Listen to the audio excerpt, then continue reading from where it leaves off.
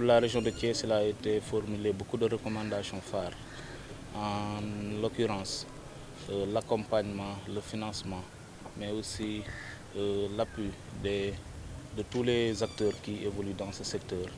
en termes de financement, en termes de formation, mais aussi et surtout la formalisation de ce secteur, c'est-à-dire faire de telle sorte qu'on puisse avoir un dispositif législatif et réglementaire qui puisse encadrer ce secteur et au-delà pouvoir parvenir à l'élaboration, bien la mise en œuvre d'une cartographie exhaustive des acteurs ou bien des daara au Sénégal. Il a été aussi formulé des recommandations relatives au renforcement des capacités, mais aussi à l'adaptation par rapport aux technologies de l'information, de la communication, mais aussi à mettre l'humain au cœur du dispositif, c'est-à-dire mettre en avant la santé, l'éducation, l'intégrité morale, physique de l'apprenant dans toutes les actions qui seront menées dans le cadre des daara. Et nous sommes convaincus que les bonnes dispositions seront prises pour une application correcte au niveau national, Inch'Allah. L'assainissement du secteur, je pense qu'aujourd'hui, c'est un enjeu majeur. Et toutes les recommandations que je viens de formuler, je pense que le dénominateur commun, c'est l'assainissement du secteur. C'est la raison pour laquelle il va falloir mettre en place un dispositif législatif et réglementaire clair pour pouvoir identifier qui sont les acteurs précisément, ceux qui en font partie, et aussi distinguer ceux qui n'en font pas partie, pouvoir prendre les mesures qu'il faut afin d'améliorer le dispositif actuel. Et je suis convaincu, au regard de toutes les dispositions, de tous les efforts qui ont été consentis jusque-là, l'État du Sénégal, par l'intermédiaire du ministère de l'Éducation nationale, prendra toutes les dispositions nécessaires pour pouvoir mener à bien cette réforme qui est en train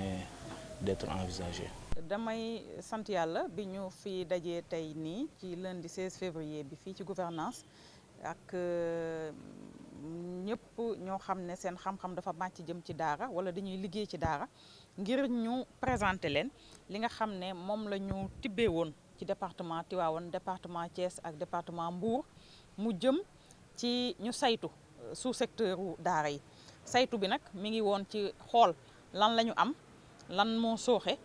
lan moo nekk ci biti lu ñu mën a nekk tirer profit ak lan moo ñuy menacé ak tamit lan mooy soxla yi ñu am waaye ci kaw soxla yooyu lan la ñu war a njëkkee ak lan lañ ciy teg. donc loolu càmbar boobu ñu ngi ko defoon ci lu jëm ci bërëbu jàngukaay yi, ci lu jëm ci jàngalekat yi fa nekk lan mooy seen lan lañ am comme profil, ci li jëm ci gouvernance maanaam doxalinu daara yi ni ñuy liggéeyee entre autres. donc mu nekk juróom-ñaari pàcc yoo xam ne xool nañ ko tënk nañ ko wan leen ne leen lii ngeen waxoon bi ñu ko xoolee it lu ci bare confirmer nañu ne maanaam ñoom loolu la ñu waxoon gis nañ ci seen bopp.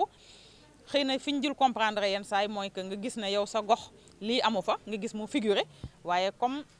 synthèse régionale la mbir mën naa faju ca Mbour te fekk problème la ca Tivaouane te la mu faju ca Mbour warul tax ñu nëbb ko wala ñu rënk ko ci biir Tivaouane dafa war a nekk lu feeñ ndax mu fajoo lépp ci ensemble région bi. donc yokk nañ ci tamit yeneen question dama ciy cité rek benn muy këyitu juddu xale ndax xam nañ ne jéego yi ñuy teg yëpp liggéey bi état du Sénégal di def yëpp ak ministère éducation nationale mu jëm ci jox beneen xar kanam daara yi dina jafe ñu réussir ko te joxuñu xale bi li nga xam ne moom mooy tax mu nekk sénégalais te li tax ngay nekk sénégalais mooy nga am këyitu juddu boobu ak foo mënti nekk ak loo mënti def ci sa àdduna dafa nekk loo xam ne moom mooy wane ni que yow yaa ngi dox ci suufu Sénégal mais nekk nga aussi sénégalais te boo ko amulee buntu boo fëgg dina xaw a jafe pour mu tijjeeku ndax gis nañ ne sous secteur la boo xam ne ñeneen dañoo ñëw dugg ci mu nekk xaw a jaxasoo daal te loolu jaxasoo boobu ngir nga mën a seppi li ci bokkul il faut mu am këyit gu ñu tënk loolu nekk na lu état proposé ñoom itamit ñu bëggal ko seen bopp ñu jàppale leen di leen former seen personnel bi ak ñoom itam ñu former leen comme ni ñuy former suñu proviseurs yeeg suñu principaux yi ci naka la ñuy téye école ñoom itamit loolu soxla nañu ko ñu yokkal leen xam-xam it ña fay jàngale ak itamit daara yi ni mu nekkee ñu am nekkin boo xamante ni dina nekkin bu gën ci terme de salle de classe ak ay gaanuwaayukaay ak ay nekkinukaay yoo xamante ni li seen moroomu ndongo daara yi am ci yeneen tibbu école yi ñoom itamit ñu am loolu. Donc loolu laa ci mën a citer entre autres, waaye daal mën naa la wax ne globalement ci li ndaje yëpp dara waroowul ci ñoom seen bëgg-bëgg ak ci ñun li ñu ñëw di leen ko proposer. Dañuy xool rek defin bi ba mu bañ a gaañ kenn te mu méngoo ak ñoom déggin bi ñu ci am mu bañ a waroo ba nga xam ne wax dëgg yàlla xale sénégalais bi dina ci gis boppam.